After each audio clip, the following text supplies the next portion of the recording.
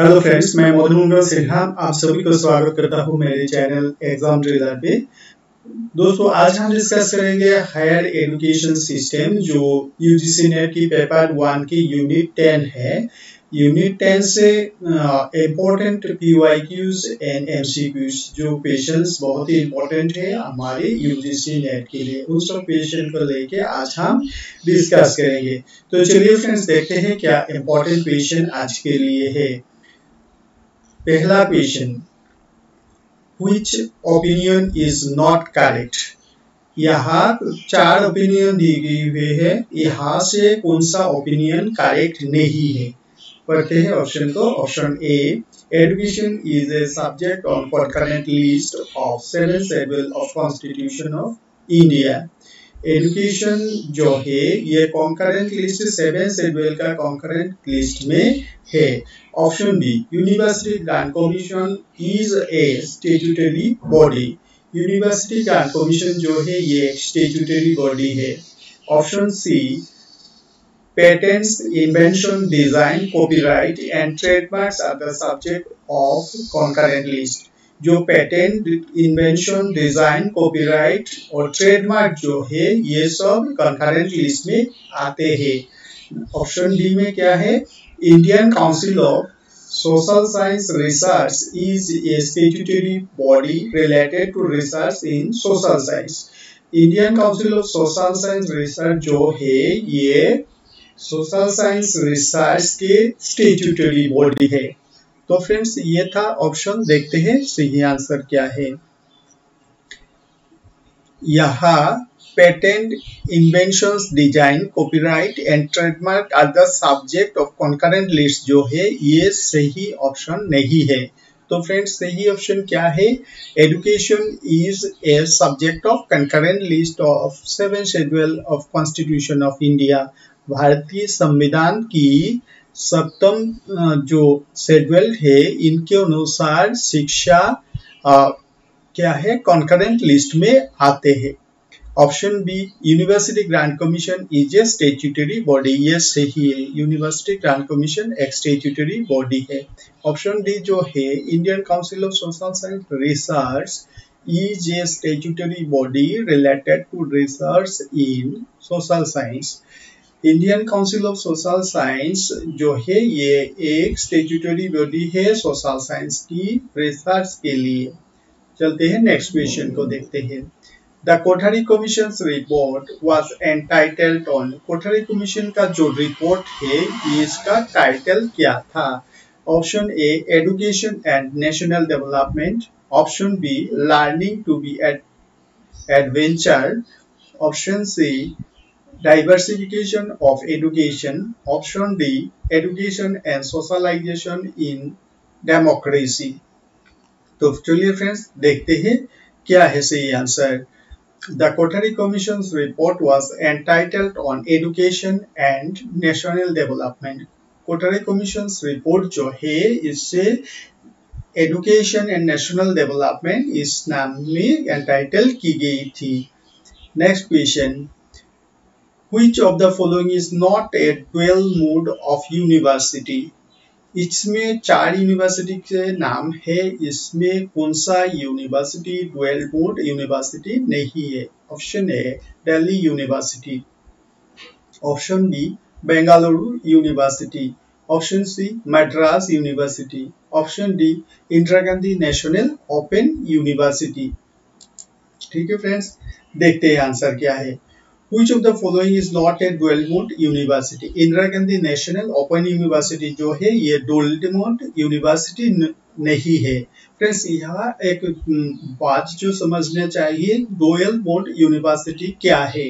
Friends देखिए, जो university distance mode के साथ साथ जो ट्रेडिशनल जो कोर्सेस है जिसमें होता है इसे कहते हैं dual mode university. Delhi university एक डुअल मोड यूनिवर्सिटी है, Bengaluru university dual mode university है, मद्रास यूनिवर्सिटी भी डुअल मोड यूनिवर्सिटी है। लेकिन Indira Gandhi National Open university dual mode university नहीं है, क्योंकि Indira Gandhi National Open university में सिर्फ डिस्टेंस मोड एजुकेशन अवेलेबल है।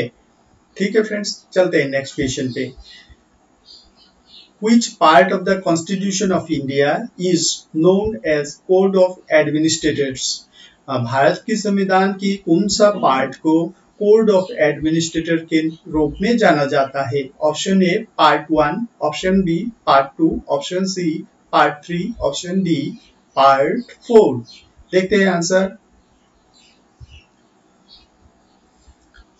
यहाँ आंसर पार्ट 4। तो Indian constitution of India, which part of the Constitution of India is known as Code of Administration? Part 4 of the Constitution of India is known as Code of Administrator. Part 4 को Code of Administrator के रूप में जाना जाता है। चलते हैं next question पे। Which article of the Constitution provides safeguard to Naga customary and their social practices against any act of parliament? जो नागा की जो कस्टमरी जो कस्टम्स है, ये कौन सा एक्ट के अनुसार इसके ऊपर दूसरे एक्ट बनाने में रद्द की गई है? ऑप्शन क्या है? A article 371 A, B option B article 371 B, option C article 371 C, option D article 263। तो देखते हैं इसका आंसर क्या है।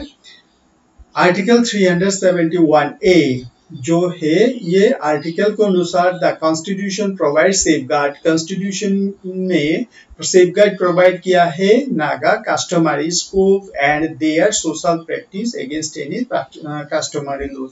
तो इस नागा जो कस्टमरी है, इसके ऊपर दूसरे आइन बनाने में क्या किया गया है? सेफगार्ड प्रयोग की गई है। आर्टिकल नंबर क्या है फ्रेंड्स? आर्टिकल नंबर 371 ए के अनुसार। चलते हैं नेक्स्ट क्वेश्चन पे।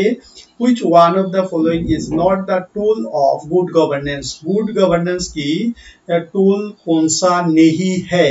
गुड गवर्नेंस की, अच्छा गवर्नेंस की टूल्स कौन सा नहीं है? Option A right to information, option B citizen charter, option C social auditing, option D judicial activism.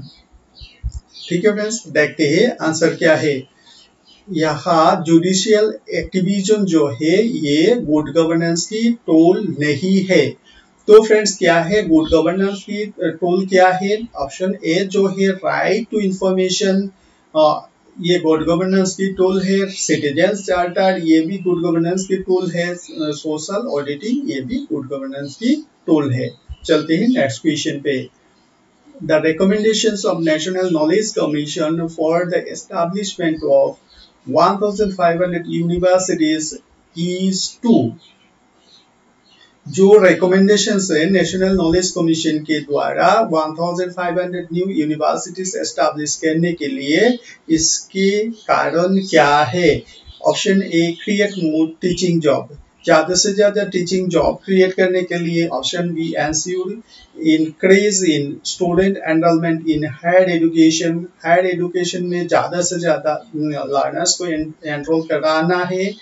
Option C replace और substitute the privately managed higher education institutions by public institutions, जो बेसरकारी जो non government institution है higher education में, जो privately manage होते हैं, उनके सब्स्टिट्यूट के तौर पे गवर्नमेंट इंस्टीट्यूशन को यहाँ एस्टैब्लिश करना है। ऑप्शन डी क्या है? enable increased movement of students from rural area to urban area, क्या करना है? रूरल एरिया से अर्बन एरिया में ज्यादा से ज्यादा स्टूडेंट लाने की मकसद में नेशनल कमीशन ने 1500 यूनिवर्सिटीज को एस्टैब्लिश की अभिमत व्यक्त की है। तो चलते हैं आंसर ऑप्शन क्या देखते हैं। यहाँ जो ऑप्शन है ensure increase in student enrolment in higher education, higher education में ज्यादा से ज्यादा स्टूडेंट्स को एडमिशन कराना है, इसलिए क्या किया गया है? The recommendations of national knowledge commission for the establishment of 1500 universities को की गई है। यानी 1500 यूनिवर्सिटीज को एस्टैब्लिश करने की जो मकसद है ये है ज्यादा से ज्यादा लर्नर्स को हायर एजुकेशन में एनरोल कराना है। ठीक है फ्रेंड्स, तो चलते हैं नेक्स्ट क्वेश्चन में। According to Article 120 of the Constitution of India, Bharat के संविधान की 120 जो है आर्टिकल है उनके अनुसार the business of parliament shall be transacted in, जो पार्लियामेंट की जो बिजनेस है, पार्लियामेंट की जो एक्टिविटीज है वो कैसे कौन सा लैंग्वेज में होगा। ऑप्शन ए इंग्लिश ओनली, केवल इंग्लिश के द्वारा होगा। बी हिंदी ओनली, केवल हिंदी के द्वारा होगा। और ऑप्शन सी में है इंग्लिश एंड हिंदी, बहुत इंग्लिश और हिंदी दोनों में ही होगा। अब ऑप्शन डी क्या है, all the languages included in 8th schedule of the constitution, भारतीय संविधान की 8 सर्विसेज में जितना लैंग्वेज है उन सब को इसमें जुड़ा गया है, सब में चल सकता है। तो देखते हैं आंसर क्या है। According to article 120 of the constitution of India, Bharat की संविधान की 120 धाराओं के अनुसार, आर्टिकल के अनुसार क्या है, the business of parliament shall be transacted, जो पार्लियामेंट की बिजनेस है वो कैसे चलेगा, English and Hindi both language में चलेगा।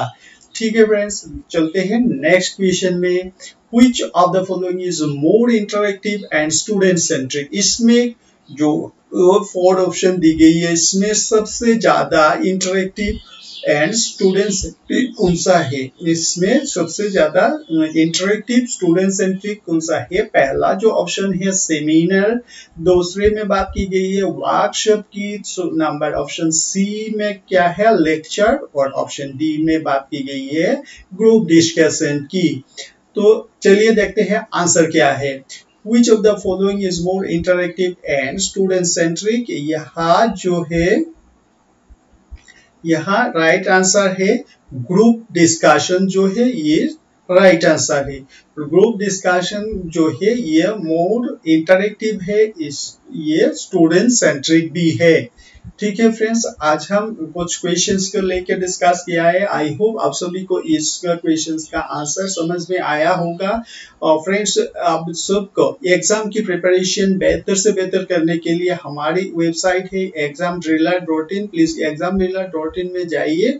उसमें आप जाके क्या है examdriller.in, इसमें आप जाके फ्री टेस्ट लगा सकते हो, चाहे तो आप पेड टेस्ट भी ले सकते हो। ये बहुत ही अच्छा प्लेटफॉर्म है जहां से आप अपना प्रिपरेशन को बहुत ही अच्छा तरीके से कर सकते हो। आप चाहो तो फ्रेंड्स हमारे टेलीग्राम एग्जाम ड्रिलर में ज्वाइन कर सकते हो। यहाँ से आपकी जो स्टडी मटेरियल है ये फ्री में अवेलेबल है, आप यहाँ से भी बेनिफिट ले सकते हो। लास्ट बात जो है, आप अब तक हमारे चैनल्स को, यूट्यूब चैनल को सब्सक्राइब नहीं किया तो प्लीज सब्सक्राइब कर लेना और साथ साथ बेल आइकन भी दबा देना। Thank you friends, bye bye. मिलेंगे हम जरूर नेक्स्ट क्लास में, तब तक आप पढ़ते रहिए, प्रिपेयर्ड होते रहिए। मिलेंगे नेक्स्ट में, बाय बाय।